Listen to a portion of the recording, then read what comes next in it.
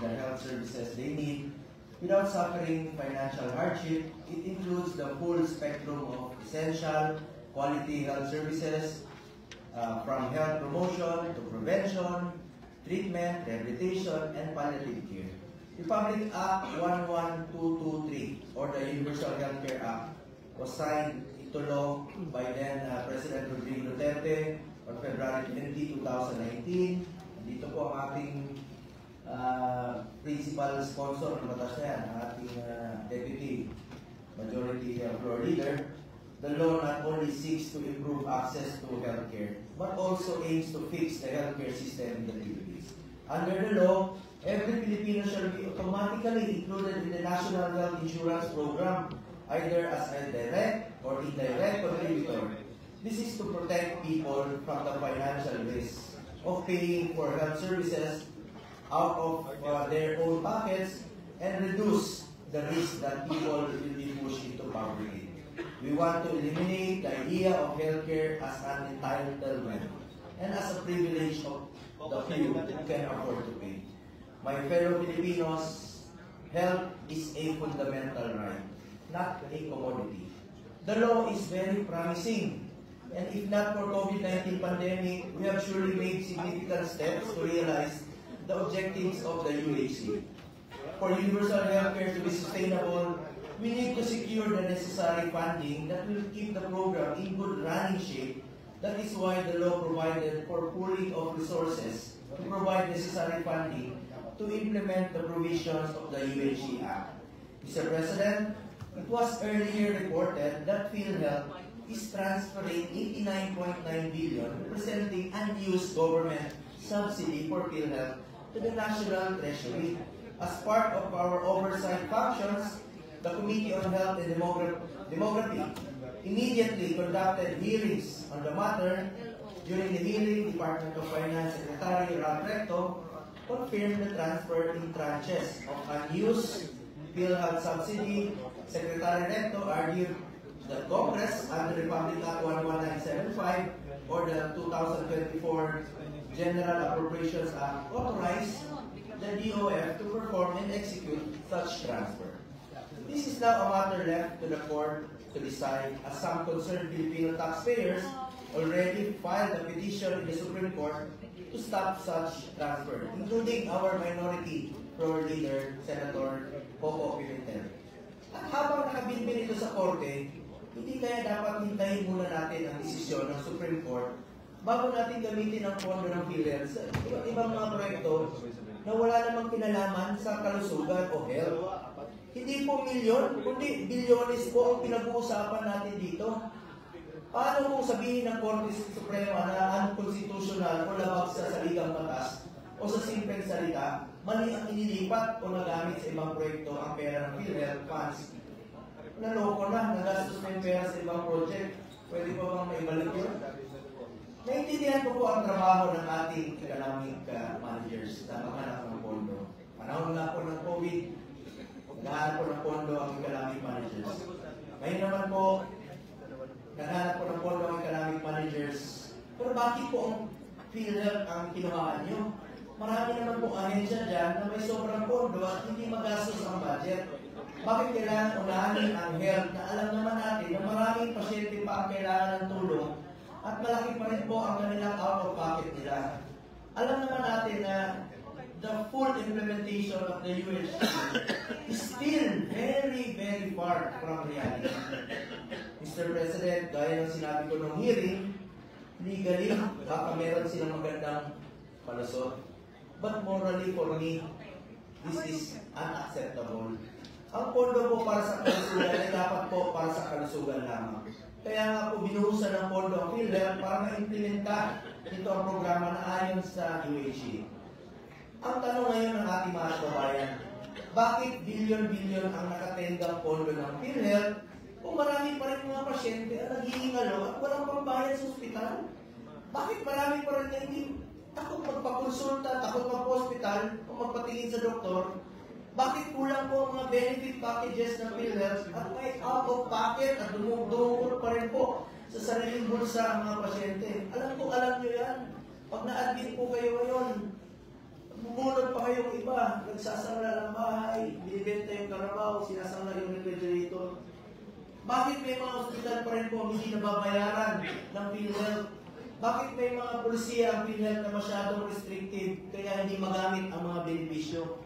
Sa totoo lang po, maraming pasyente pa rin po ang hindi malaman kung saan sila maghahagilap ng pera sa pagpapa-hospital o pangbili ng gamot. Sa pag-iikot ko po sa buong bansa, laging may pasyente nanghihingi ng tulong sa inyo, sa atin dito, sa ating mga opisina, nabundok po ang request ng medical assistance. Napakahirap pong maging mahirap, mga kababayan ko. Naalala ko po, karanasan ko po sa isang pasyente sa Lanao del Norte.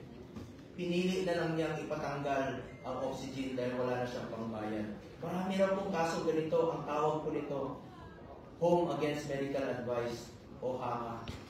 Pero ngayon, sasabihin na dahil sobra-sobra naman ang pera ng PhilHealth, itatransfer na lang po sa National Treasury at gagamitin po sa ibang mga proyekto. Meron nga po na-report na buntis sa Cebu na tumangging magpadala sa ospital. At pinili na lang mga anak sa kalsada dahil walang perang pambayad. Namatay po ang ginang at ang kanyang sanggol. Ano po, nasa video. Gilid na ng kalsada sa Cebu City, naabutan kamakailan ng panganganak ang babae ito.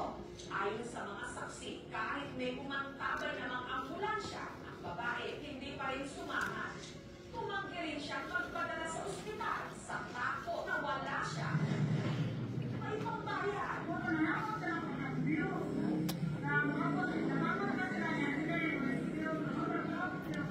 Ligtas kaya niyang mailuluwa kanyang sanggol?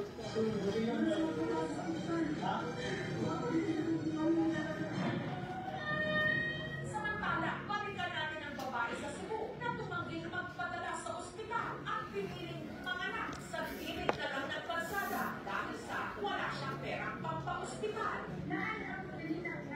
May mga rumisponde naman daw ng medical workers at volunteers. Tumanggi pa rin ang babae. Ang ina na piniling manganak sa kalsada at ang iniluwal niyang sanggol. Parehong namatay.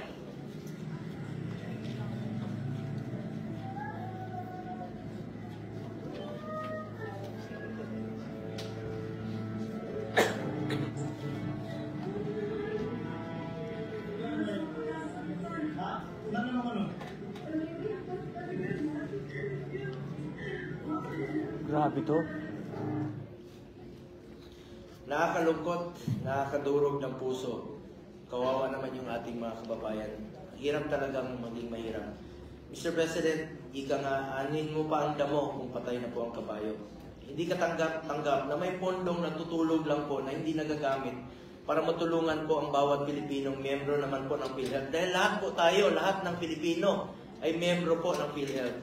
Sa bawat pasyente hindi tayo natutulungan, hindi nyo natutulungan ng PhilHealth. Maaaring buhay po ang kapalit dyan. Nagtsatsaga pa lang po ang ating mga kababayan sa hindi gaano kalakihang benepisyo dahil akala nila walang pera po ang PhilHealth. Kaya may iba po umaasa sa mga medical assistance sa iba't ibang ahensya ng gobyerno. Tapos malalaman natin na may sobrang pondo pa pala. It is for these compelling reasons, Mr. President, that I call upon PhilHealth to do its promises during the committee hearing po sa Committee on Health. Nangako po sila. First, alala ko lang po sa PhilHealth, increase your case rates. During the hearing, it was reported that PhilHealth has around 9,000 case rates. Ito po yung coverage nila sa isang sakit o procedure. PhilHealth President said that they already increased rates covered by 30% last February, and they plan to further increase it 30% before the year ends. We will hold PhilHealth to that commitment. But the question still lies, sapat ba itong 60% increase para mahabol ang kakulangan ng PhilHealth? As reported in the hearing, PhilHealth was not able to enhance its benefits for 12 years. Kaya bakit kahit magtaas tayo ng 60%, baka naman napakaliit pa rin po ng PhilHealth benefit. kumpara po sa actual cost ng treatment sa ngayon. Ang mahal talagang magpa-hospital ngayon. Baka ang mangyayari, ang palubag-loob lang po ito. Based on Philippine Statistics Authority report covering January to November 2023, the top cause of death in the country was heart disease and coronary artery disease. According to PhilHealth, angioplasty, which is a curative treatment for cardiovascular disease, only has a case rate of 30,000 to 39,000, while the actual cost of treatment, Mr. President, is 300,000. Kulang na kulang talaga. Mr. President, may nakarating po na impormasyon sa akin na mismo empleyado ng PhilHealth sa Visayas po. Umabot po ang bill niya ng 800,000, pero 30,000 lang po ang kinover po ng PhilHealth. Ang mismong ahensya na nagpapasahod sa kanya, yun lang po ang kinover. Sa totoo lang po, tingnan nyo na mabuti ito, silipin nyo po na mabuti ito, sa Execom ng PhilHealth, sa leadership po ng PhilHealth, sa Board of Directors ng PhilHealth, at sana po ay magkaroon ng restructuring o position sa PhilHealth dahil marami pa rin pong mga casuals at job orders kahit mahigit 20 years nang nagtatrabaho sa PhilHealth ay hindi pa po nagiging permanente. Sa puntong ito, gusto ko rin pong ipakilala sa inyo si Sir Walter. Sa loob po ng 1.5 dekada, inalay niya po ang kanyang oras, pagod, at kalusugan sa serbisyo publiko. At naging provincial health officer pa po sa lugar na itinuring na hometown ng kasamahan natin si Senator Robin Hood Padilla. Ayon po sa kanyang kapatid na si Governor Dong Padilla, si Sir Walter, one of the most active personnel promoting UHC in Camarines Norte. Consistent contributor po siya ng PhilHealth. Walang mintis, ayun po. At hindi po tayo magtataka kung sa kanyang termino bilang health officer ay napakarami niyang natulungan at nasagip na buhay. Mr. President, kinalulungkot ko pong ibalita sa inyo na ilang linggo na po ang nakalipas, umanaw na po si Sir Walter sa sakit na pancreatic cancer. With the consent of his family, ang suma total na naging kontribusyon niya sa PhilHealth ay umabot po sa 200,000 pesos. Hinaltas po ito sa kanyang sweldo. Ngunit sa kinasamaang palad, siya mismo ay naging biktima ng kakulangan ng PhilHealth. Ang siyang ahensyang siya mismo ay natasang i-promote at tulungan sa kanyang probinsya. Lumapit sa aming opisina, lumapit po sa Malasakit Center ang kanyang pamilya para humingi ng tulong sa hospital bill. Umabot po sa 4 na milyon ang kanyang bill sa hospital. 800,000 pesos po ang PWD discount. Alam niyo po, magkano lang sinagot ng PhilHealth out of the 4 million pesos na hospital billing niya? 29,120 pesos. May barya pa. Mahigit 2 milyon po ang kanilang kailangang bayaran. Ang problema pa ngayon ang kanyang pamilya kung saan kukunin ang pambayad. Bago nito, sa kanyang unang confinement, umabot naman siya sa 6 million pesos ang hospital bill ni Sir Walter. Magkano po ang na-cover ng PhilHealth? 27,000. 15 years pong nagsakripisyo si Sir Walter para sa pamilya. Para sa bayan, umabot sa 200,000 ang kanyang total contribution sa PhilHealth bilang mamamayan. More than 10 million pesos in hospital bills. Namatay na halos 60,000 lang po ang suma total na deduction ng PhilHealth sa kanyang huling 2 confinement. Mali po ito, Mr. President. Hindi po ito makatao. National Heroes Day po kahapon, marahil isa sa mga heroes sa Camarines Norte, si Sir Walter for his quiet but selfless service as a health officer. Pero ganito na lang ba parati? Antayin na natin na mamatay na po ang bayani para lang magising sa katotohanan at sa bulok na sistemang nagpapahirap sa buhay ng mga kababayan natin. Mr. President, while we understand the concept of insurance, hindi po ito katanggap-tanggap na hindi mo man lang mapakinabangan ang binayad mo sa oras na kailangan mo na ito. Hindi po ito tama. Nag-contribute ka na, nagbayad ka na, bawas na sa sweldo mo. Nung namatay ka, lugi ka pa. Kawawa naman po yung naiwan na pamilya, Mr. President. Anong klaseng insurance yan? Sobra-sobra naman po ang pondo. 500 billion ang reserve fund.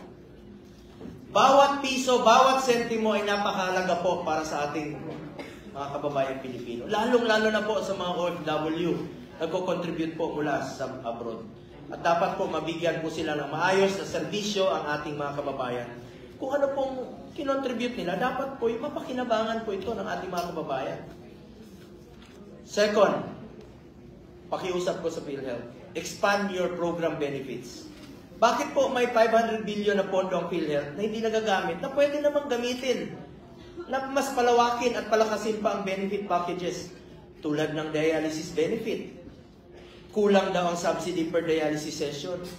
Mental health benefits, marami pong apektado ng panahon ng pandemya. Z-benefit packages para sa mga malalaking sakit, malalang sakit. Konsulta, gamit na gamit po ito sa mga super health center doon sa probinsya. Ba't hindi nyo inform yung mga kababayan natin na tinaasan po from 500 to 1,007 ang konsulta package po? Importante po ito, napaka-laking bagay po ito sa mga kababayan natin na maagapan po yung pagsakit, magpakonsulta muna. Huwag nang antayin lumala ang sakit. Yung libreng gamot, ba't hindi nyo po palawakin? Dental services, bakit walang libre ngayon? Nakikita nyo sa probinsya, sinulit yung ginagamit minsan para pang tanggal ng ngipin. Tulad ng teeth cleaning, pustiso, at marami pang ibang maaring makatulong sa mga pasyente. Ba't hindi nyo palawakin yung benefit packages? Ang daming Pilipino takot magpa-hospital dahil takot po sa bayarin. Pag nakita lang nila yung hospital, ayaw nang pumasok dahil takot na sa babayaran. Dapat po gamitin po itong pondong ito para sa mga mahirap. Third, scrap the single period of confinement policy. I have raised this during the last hearing, and I want to reiterate that this policy is unfair and illogical given the financial standing of PhilHealth. Ito pong single period of confinement means that admissions and readmissions due to the same illness and or procedure within a specific period shall only be compensated once. Halimbawa po, may buntis, masela ng pagbubuntis. Nag-bleeding siya. Ngayon, na-admit siya. After 2 weeks, maselan pa rin po ang kanyang pagbubuntis. Bawal na pong i-cover ng PhilHealth. Diarrhea, pasintabi po sa kumakain. Tulad natin, kahit saan na tayo kumakain, sa street foods, kumakain na kang kwek-kwek kahit saan. Pagka nagka-diarrhea ka ngayon, after 2 weeks, nagka-diarrhea ka, bawal na pong i-cover ulit. Pneumonia, bawal na ulit. Antay ka pa ng 90 days, maturuan mo ba yun? Karapatan po ng bawat Pilipino. At ayaw nyo ipagamit ang pondo ng PhilHealth. In the last hearing, PhilHealth President admitted that there seems to be a flaw in the policy and that they are going to study immediately the possible removal of the single period of confinement policy. Patuloy po nating babantayan ng PhilHealth sa ipinangako nilang ito. At panay, promise pa siya, cross my heart pa siya doon sa hearing. Tinanong ko nga si Mr. Ledesma, dumaan ka ba sa pagiging mahirap? Hindi po. Hindi niya po naranasan ng dumaan sa pagiging mahirap. We should strongly urge PhilHealth to provide us a clear timeline for this policy review and the extended implementation of necessary changes to ensure that members can fully utilize their benefits without unreasonable restrictions. Pang-apat po, suspend the increase in premium rate contribution. Mr. President, 500 billion po ang reserve fund ng PhilHealth. Kung hindi po nila ito magamit, bakit pa natin sila pagbabayarin ng mga miyembro ng mas mataas na contribution? Again, during the hearing, PhilHealth President Ledesma committed that they will immediately recommend to President Marcos to bring down the premium rates. Babantayan po natin itong kanyang pinangako na i-recommenda niya po sa executive. Fifth, stop the transfer of PhilHealth funds. Hindi pa po na-implement ng buo at maayos ang Universal Healthcare Act. We are far from its full implementation. Marami pang programa ang pwedeng magawa ng PhilHealth. Dapat paglaanan po itong sapat na pondo, infrastructure, gamot, iba pa. Hindi dapat kuhaan na ng pondo po ang PhilHealth na intended po para sa healthcare. Kaya nga po, PhilHealth para sa health. Tandaan natin, kalusugan ay katumbas po ng buhay ng bawat Pilipino. For next year, PhilHealth is again asking for 74 billion as a subsidy po nila. However, Mr. President, if funds are not being used for its intended purpose, we will question during the budget deliberations the prudence of entrusting more funding to an agency which cannot effectively implement its programs. Bakit kayo bibigyan ng subsidy sa 2025 kung meron pa kayong reserve fund na 500 billion? Unfair naman po yun. Baka pwedeng gamitin na lang po ito sa ibang tulong pang paggamot o serbisyong pangkalusugan para sa mga mahirap. Pag hindi nyo magamit yan, baka mawalis na naman yan ng Department of Finance. In closing, Mr. President, I urge this August Chamber to hold PhilHealth its commitments, and dami po nilang pinangako sa Pilipino, at bilang representante ng mamamayan, nararapat lang po na bantayan natin at siguraduhin na tuparin nila ang pangako nila sa ating mga kababayan. Bantayan din natin at siguraduhin na naimplementa ng maayos ang mga batas na ating ipinasa tulad ng Universal Healthcare Act. Ang PhilHealth po ay health insurance para sa Pilipino to ensure the health and life ng bawat Pilipino. Hindi yan insurance para patulugin ang pera ng taong bayan, hindi rin po insurance yan para hayaang mamatay ang ating mga kababayan. PhilHealth funds ay para sa health. We must work towards strengthening our healthcare system and address the challenges that hinder the implementation of the UHC. Let us continue to work together towards achieving a truly universal and equitable healthcare system. Maraming salamat po, Mr. President. Thank you, Senator Bongo. Likewise, the Chair would like to thank the Chairman of the Committee for allowing this representation to chair the subcommittee on the amendment to the Universal Healthcare Act. So, maraming salamat, Senator Bongo. And likewise, I agree with your points, especially with the Manifestation. provision Manifestation. proposal to lower the payment contributions, which we did already in the UHC amendment from 5% we lowered up to 3.25%. And likewise, included a provision to prevent any portion of the fund or income in a provident fund to be transferred to general fund as proposed by the Deputy Minority Leader and the Minority Leader. So in the Senate, we are united for the common good. So thank you, Senator Bongo. President, Senator Robinson Padilla speaking to floor for a short manifestation. Yes, Senator Robinson Padilla is recognized. Maraming salamat po, Ginoong Pangulo, sa ating pong pinilong mayoriya. Gusto ko lamang pong saluduhan at makasama po sa talumpati ng ating mahal na Senator Bongo. Ako po ay saludo sa inyo sapagkat ang inyong pong pinaglalaban ito po ay nasa konstitusyon. Kailangan po natin ipasok sa ating isipan, sa puso natin, ang bawat kalusugan ng bawat Pilipino. Ito po ay obligasyon natin.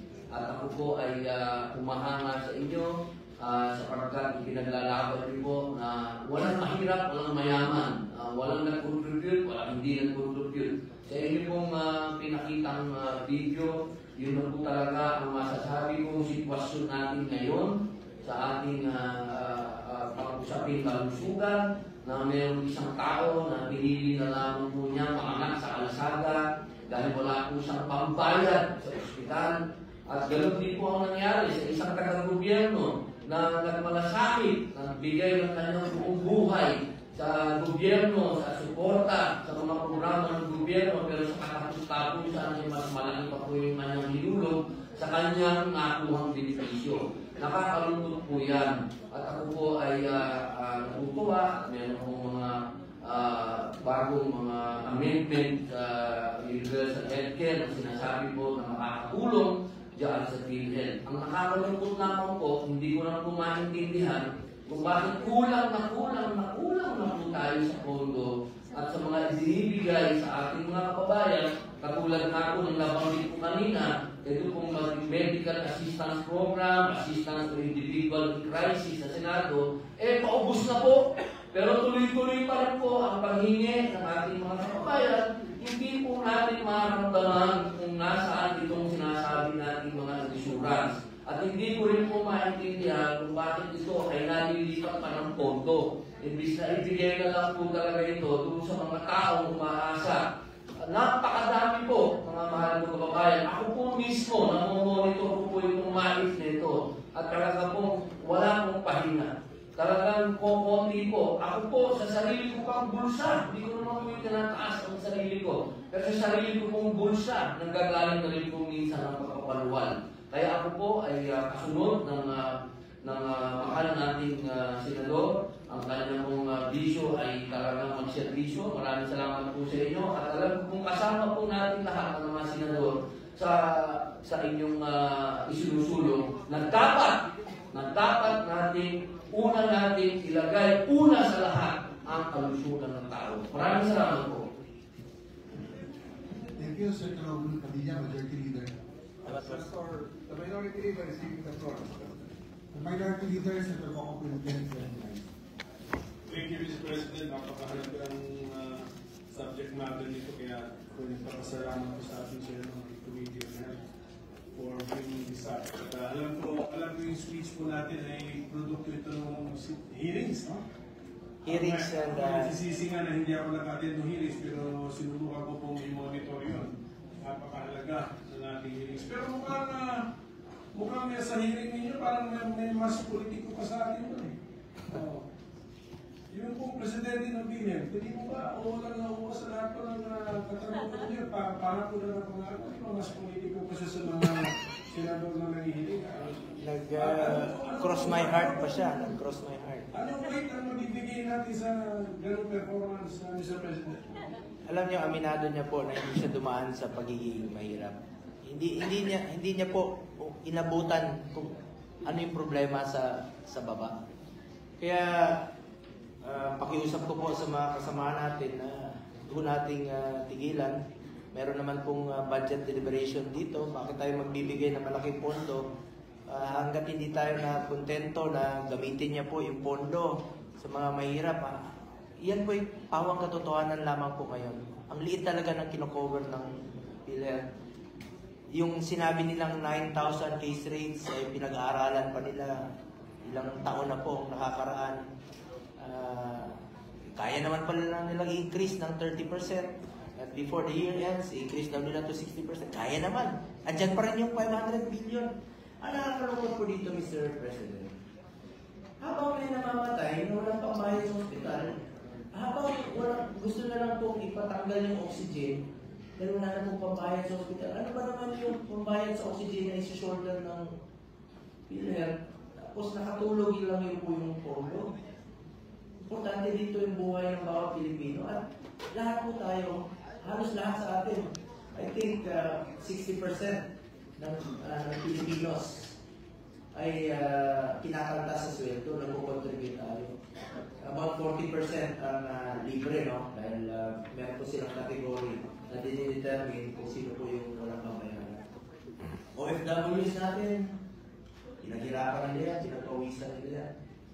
So, dapat po ibalik po ito. Ito katulad nung sa provincial health officer ng Camarines Norte. Example po yun, 200,000 ang contribute niya, pero ang namin niya 60,000.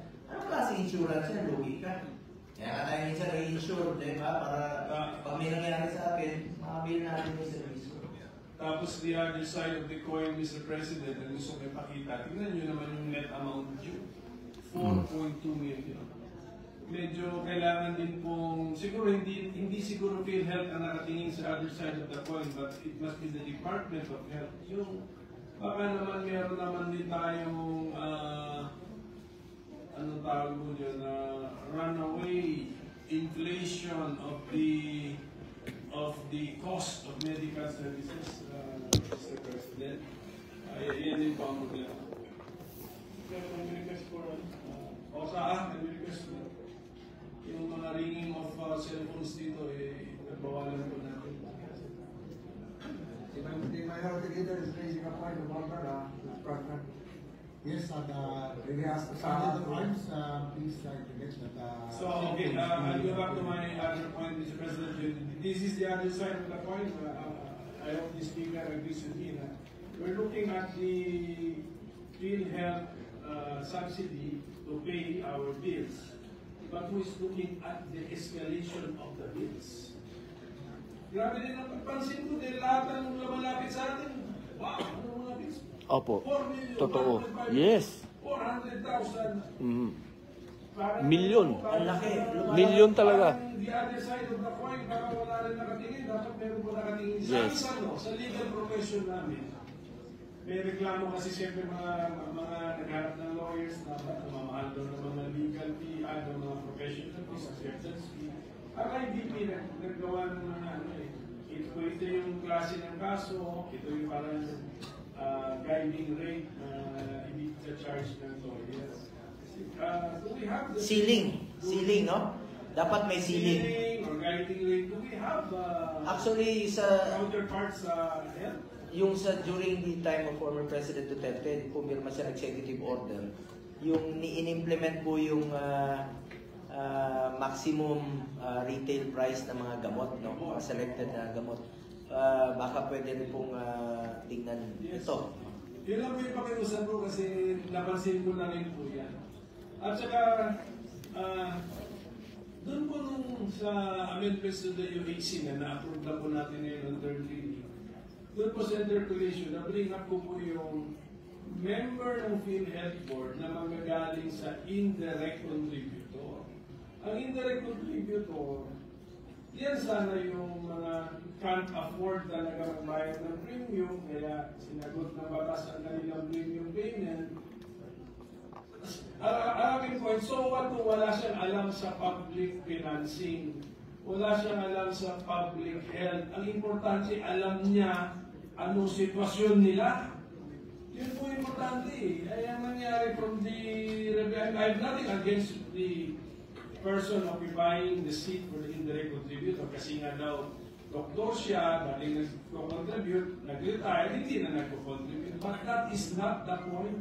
So ang point niyo Ang po is, point sana, it's a real indirect contributor galing sa mga informal sector. Dapat sa sektor. Yung hindi talaga nakabayad ng premium, hindi niya kaya.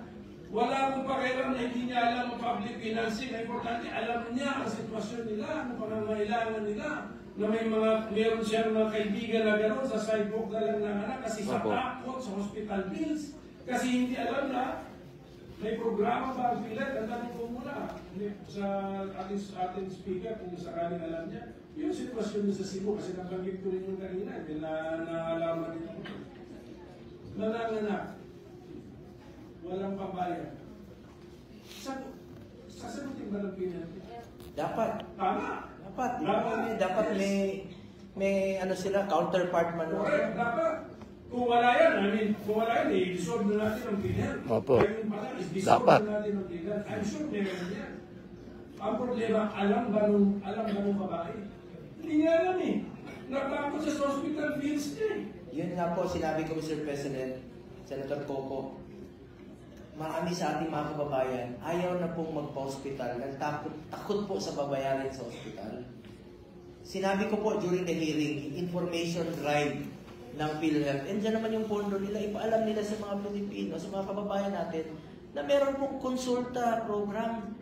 Ito pong konsulta program, ito po yung sini-check up dyan sa mga super health center, sa mga rural health units, na pwede sila magpa-check up. Sinasagot po ng PhilHealth from 500, tinaasan na po ngayon to 1,700. Pero hindi po alam ng mga kababayan natin yun. Dapat po, ipaalam na sabi ko nga during the hearing, andyan dyan yung billboard ni Mr. Ledesma sa highway. Yun na, kita mo. Ba't hindi nyo ipaalam na meron kayong free consultation? May bakit sa billboard? Tinanong ko naman siya kung tatakbo ba siya. Sabi niya, hindi. Kasi Mr. President, yung nakalipas na linggo, ang tanong naman sa akin ng media, kasi meron naman silang media event na si Mr. Ledesma may hawak na malaking cheque sa Quezon City naman. 280 million pesos binibigay niya sa Quezon City. So, ano ba ito? Mas politiko pa sa politiko ang nagpapatakbo ng PhilHealth.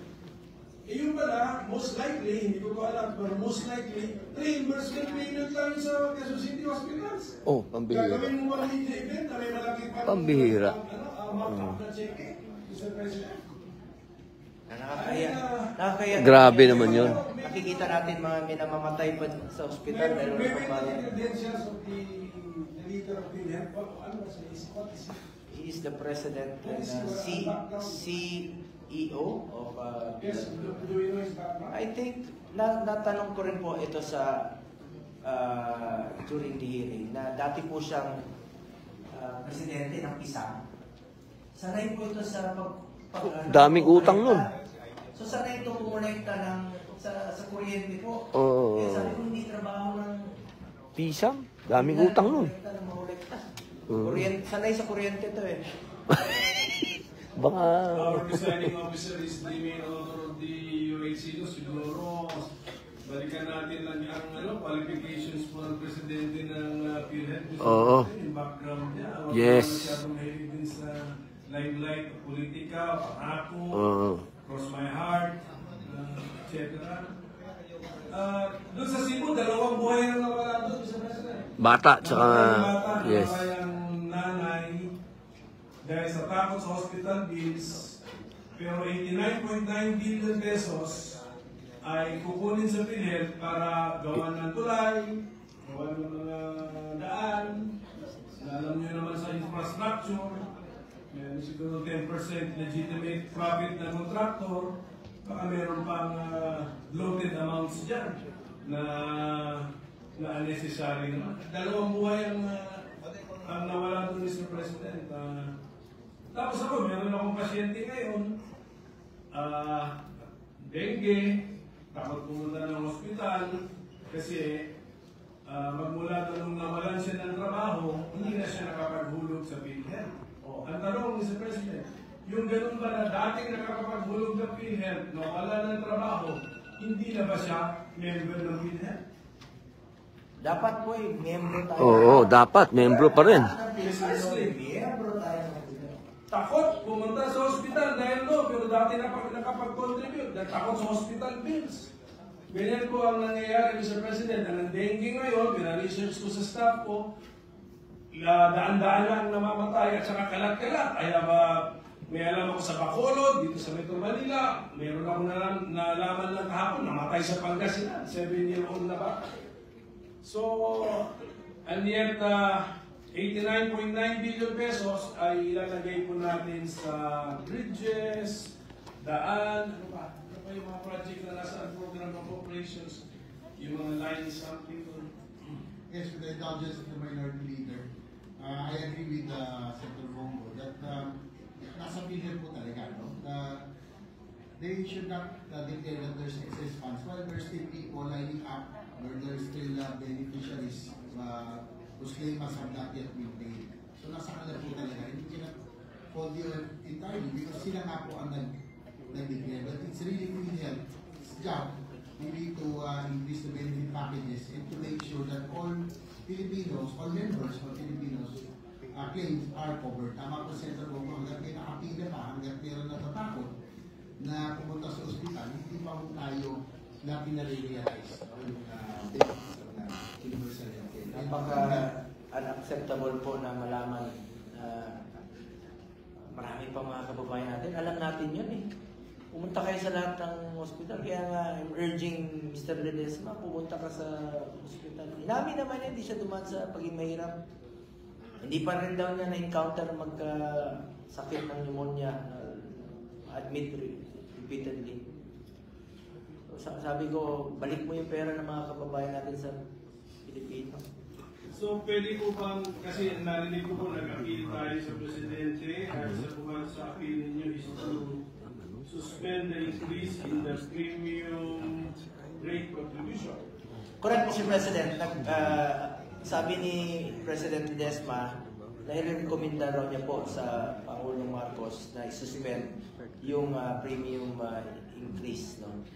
At sa atin ngayon dito, pinasa natin ngayong araw na ito, on third reading, yung amending the UHC law, binabaan natin. So nagkatugma na while may hearing tayo kung ano pong mauna dito, at sana ma-aprobahan po ito ng Kongreso, yung pagbababa ng